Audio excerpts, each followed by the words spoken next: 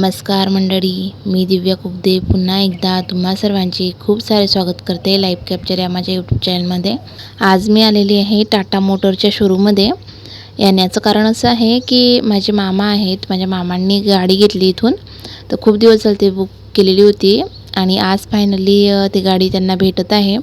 तर काही डॉक्युमेंटचं वगैरे काम होतं ते त्यांनी आधी करून घेतलं, फक्त थोडंसं काम करून आज जी गाडी आहे ती घेऊन जाणार आहेत, त्यासाठी आम्ही इथं आलेले आहेत। तर मी, माझे काका, शची आणि माझ्यासोबत पिऊ आलेले आहेत। तर आम्ही सर्वजण इथं पोचले तर मामा मामी वगैरे सर्वजण यायचे बाकी होते, कारण ते अकोल्यात आले, पण बाकी गाडीसाठी हार वगैरे नंतर पेढे वगैरे हे जे सामान होतं थोडंफार घ्यायचं ते त्यांचं बाकी होतं, तर त्यांना यायला थोडा उशीर होता। तोपर्यंत म्हटलं चला आपण इथं गाड्या वगैरे बघूयात।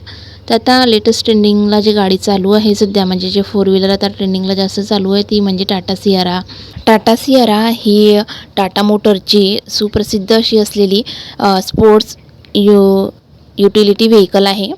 ही आत्ताच भारतामध्ये लॉन्च झालेली आहे आणि यामध्ये सर्वात जास्त आवडीची गोष्ट अशी म्हणजे की यामध्ये लगेज ठेवायला भरपूर अशी जागा दिलेली आहे मागे, त्या कारणानं। आणि मेन म्हणजे की हिचं जे मॉडेल आहे ना ते खूप अट्रॅक्टिव्ह आहे, त्यामुळे सर्वांना ही गाडी खूप आवडत आहे।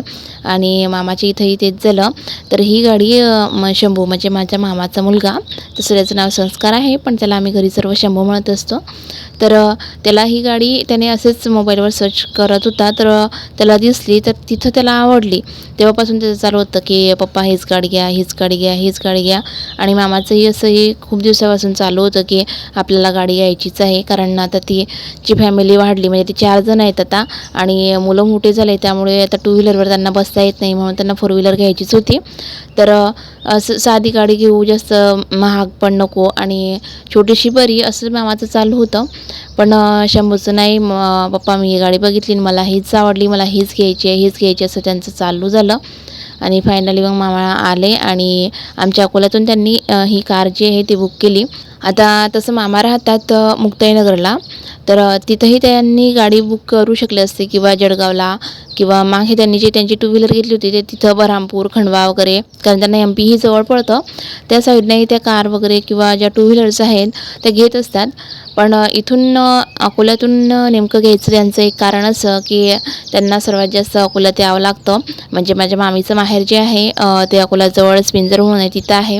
आणि बाकी मी, माझी मम्मी वगैरे, माझ्या मावशी वगैरे, आमचे बाकी काही सर्व जे नातेवाईक आहे तेही सर्व अकोला जिल्ह्यामध्येच आहेत, तर सर्वात जास्त इकडे येणं जाणं होतं। तर गाडीचं एक काम वगैरे निघलं वगैरे, गाडीला शोरूमला आणायचं असलं तर हा रूट आपल्याला सोपा आहे की आपलं कामानिमित्तानंही येणं होतं आणि गाडीचंही काम होतं। या निमित्ताने त्यांनी इथून अकोल्यातून घ्यायचं प्रिफर केलं त्यांना, म्हणून त्यांनी ते इथून अकोल्यातून घेतलेली आहे।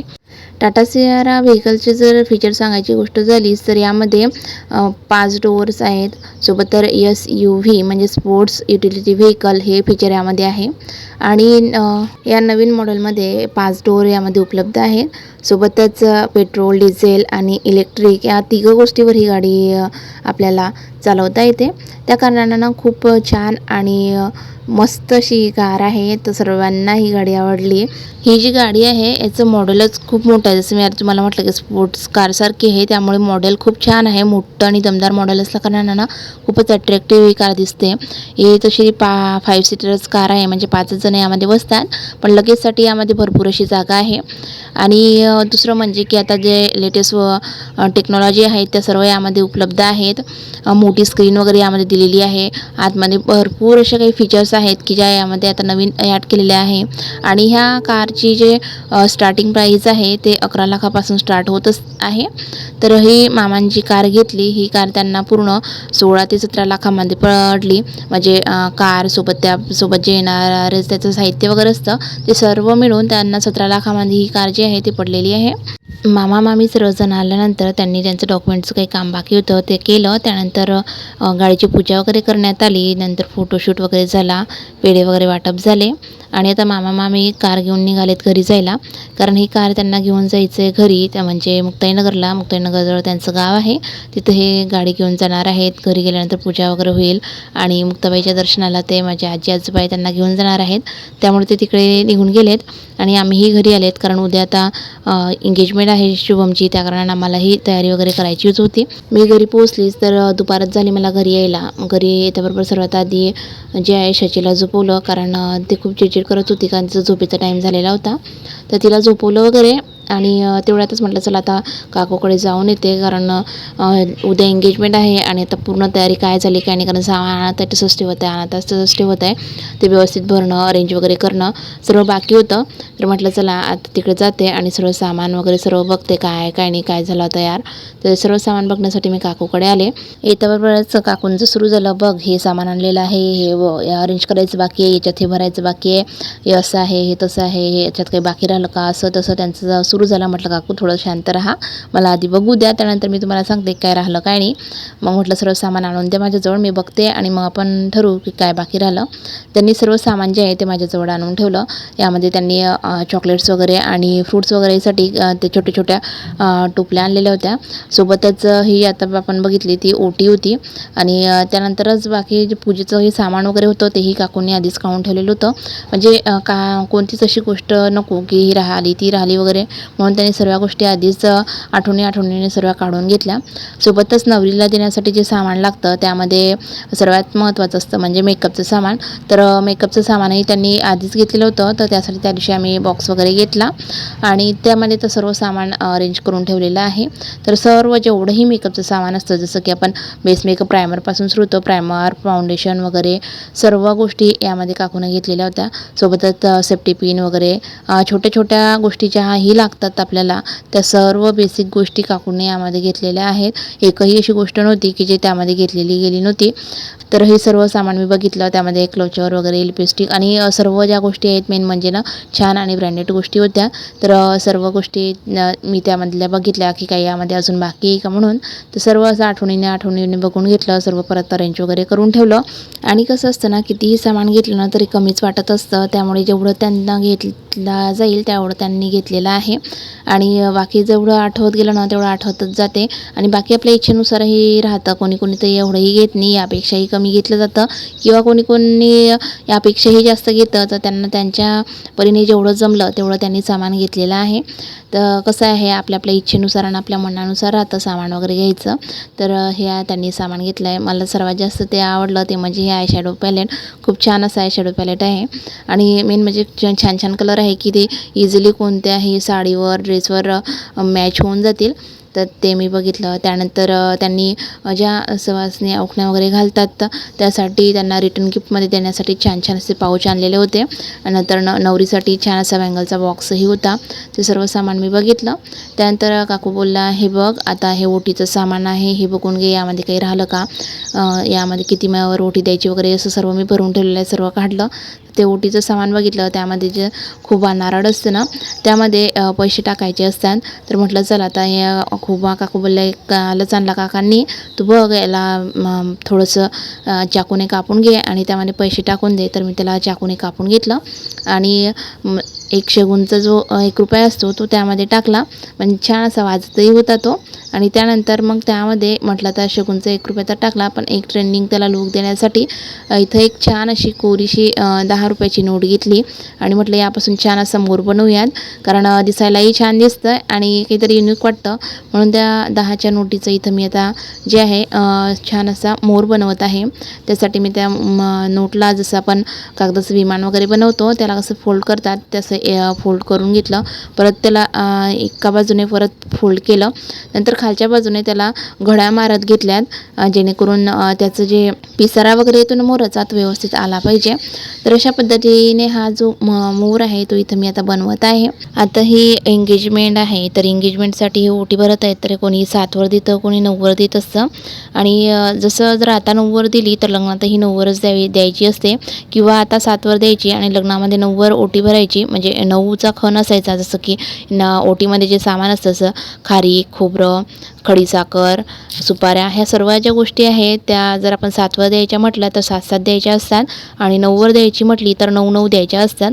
तर आपापल्या गावाकडच्या पद्धती असतात. तर आता काकूंनी मोठ्यांना वगैरे विचारलं की कितीवर वगैरे देतात, कारण मागच्याच वर्षी गणेशचं लग्न झालं तर तुम्ही कितीवर दिली होती. तर आई बोलल्या की आपल्या गावची पद्धत आहे की एंगेजमेंट म्हणजे साखरपुड्याची कुंकाची जी ओटी असते त्यामध्ये 7-7 वस्तू द्यायच्या, 7वर द्यायची असते आणि लग्नातली जी ओटी असते ती 9वर द्यायची असते.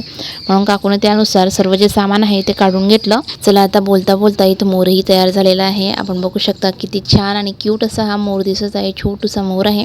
तर या मोराला आता त्याच जो खोबा आहे नारळ त्यामध्येच आपल्याला फसवून घ्यायचं आहे. एकदम वेगळं आणि युनिक्स असं लुक त्याला येणार आहे. तर हे बघा त्याच्यामध्ये जर फसवल्यानंतर आपल्याला खूपच छान असं हा जो खोबा आहे तो दिसत आहे. पण एक विशेष म्हणजे की इथं खोब्याचा आणि जे नोट आहे, जे पैसे आहे, मोर दोघांचाही एकच कलर झालेला आहे. आपल्याकडे जर वेगळ्या कलरची नोट असेल तर आपण त्यापासून जर बनवलं ना तर वेगवेगळे कलर दिसतील तर थोडंसं ओळखायला येईल. इथं दोघं एकाच कलरचे झाल्या कारणानं मोर जो आहे तो स्पष्ट ओळखायला येत नाही आहे आणि दिसतही नाही आहे.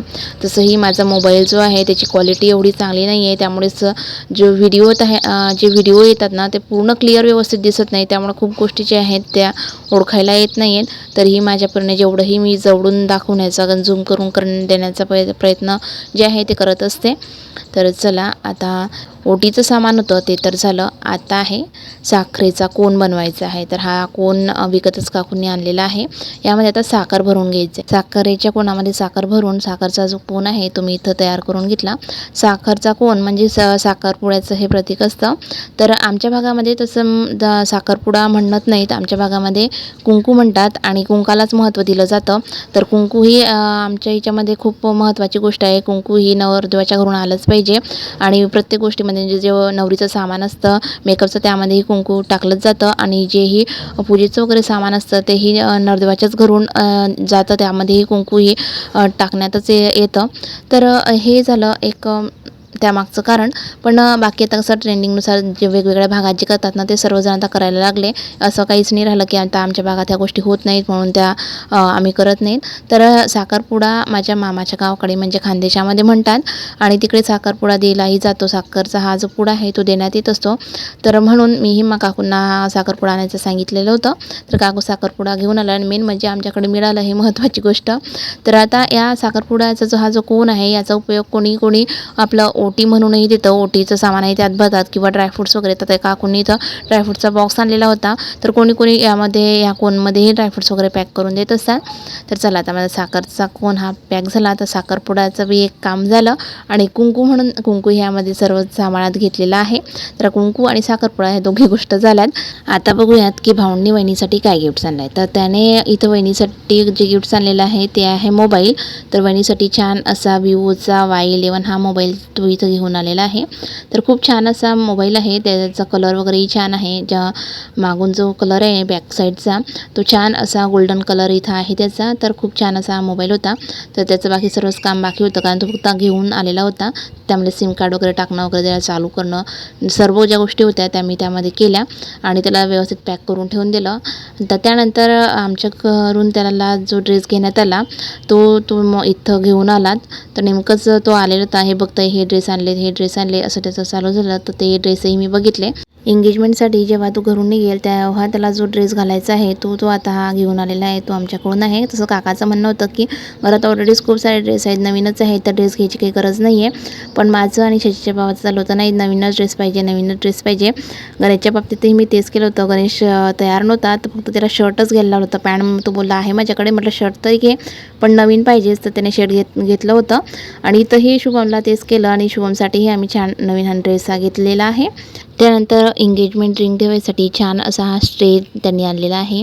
सोबतच ज्या मी आधी तुम्हाला टोपल्या दाखवल्या की ह्या टोपल्या आहेत तर त्या टोपल्याही इथं मी भरून घेतल्या. तर एका टोपलीमध्ये फ्रूट्स वगैरे भरले आणि एका टोपलीमध्ये चॉकलेट आणले आणि चॉकलेट इथं भरलेले आहेत. त्यानंतर अजून एंगेजमेंटला जे सामान लागतं त्यामध्ये मिठाई आणि गजरे हे राहतं. तर मिठाई वगैरे आणि गजरे हे काका घेऊन आलेत. तर आता सर्व जे सामान आहे ते इथं तयार झालेलं आहे. सर्व एका बॅगमध्ये सर्व पॅक करून घेतलं. तर अशा प्रकारे भाऊच्या साखरपुड्याची सर्व तयारी आता इथं मी केलेली आहे.